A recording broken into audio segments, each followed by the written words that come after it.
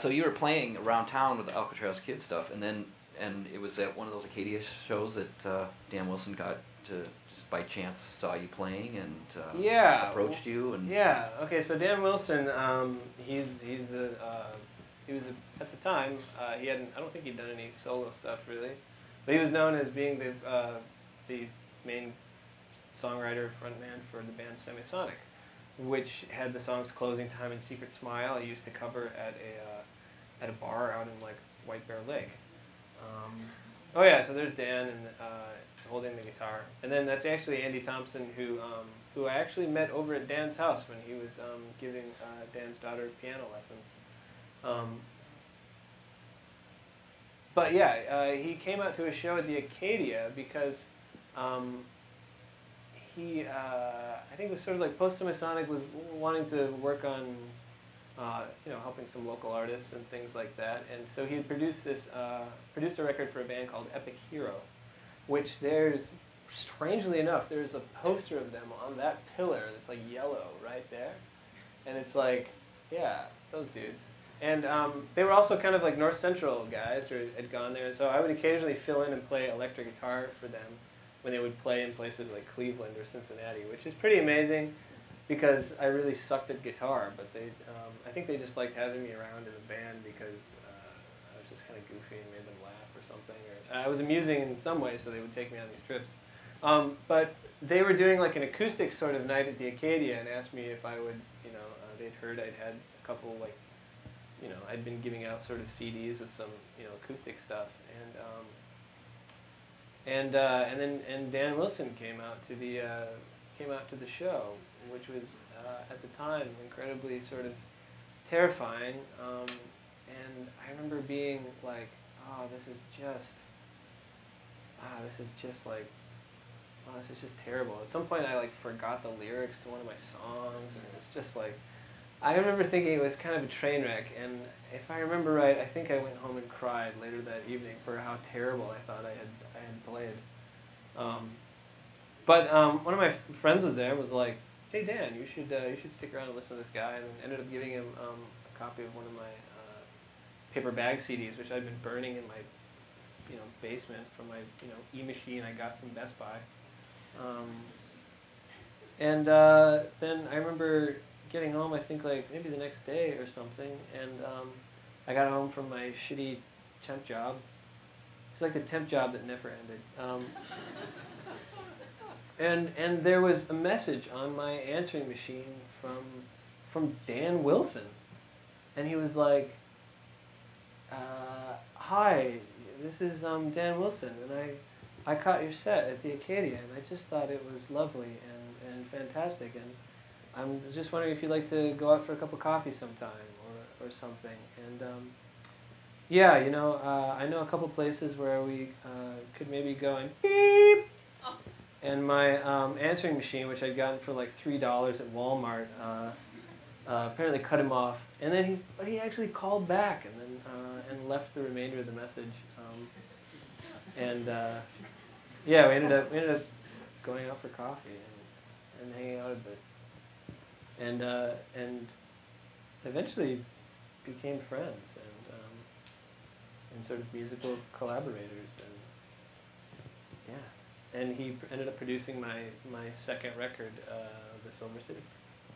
How did the Silver City stuff differ from Alcatraz Kid? I mean, both in terms of the material and the writing of it, but also the production and recording it. You didn't do that at home?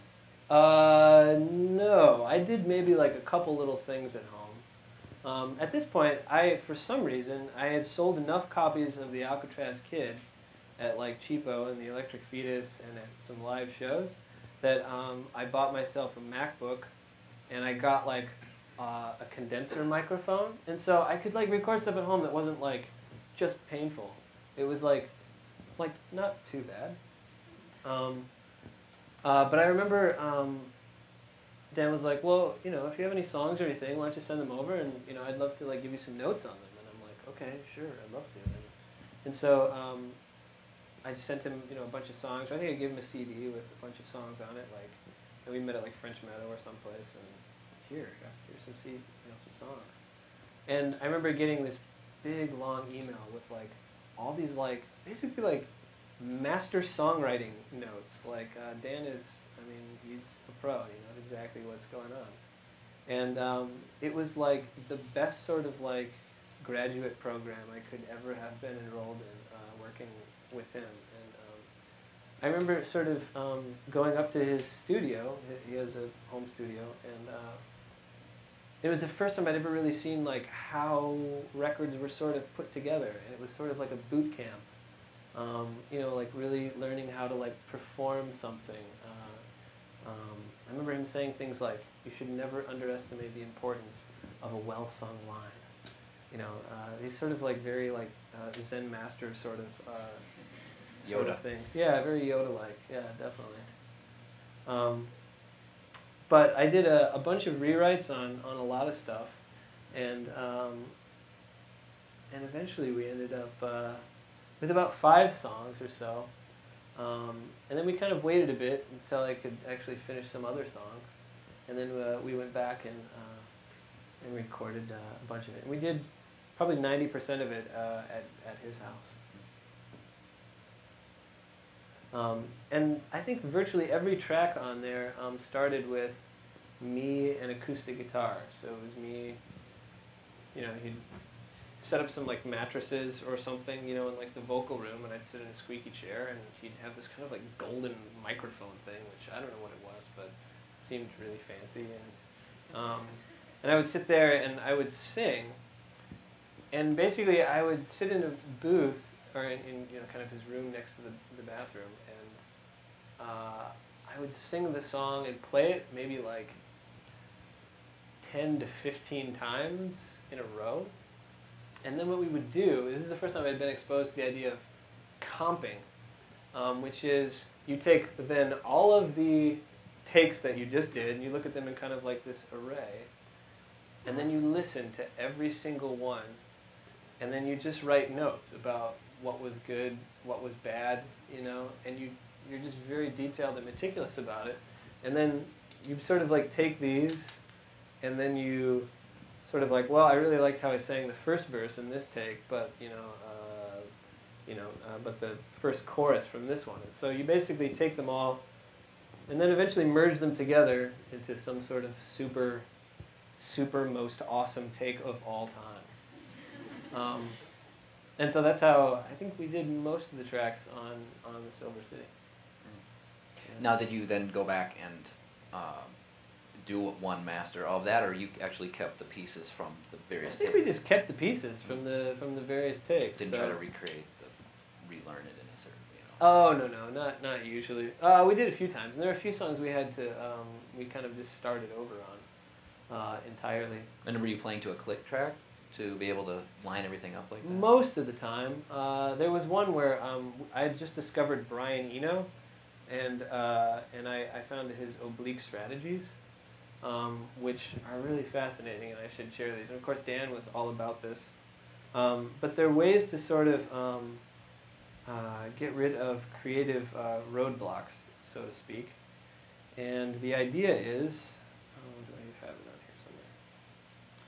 The idea is that if you're stuck musically, you flip over one of these cards, and I have an iPhone app that has them all on here now, but you basically flip over one of these cards and then read whatever the saying is, and then you try to apply it to whatever song you're working on to get different results than what you've maybe normally tried. And this has been used by, I mean, I'm sure hundreds and hundreds of bands over the years.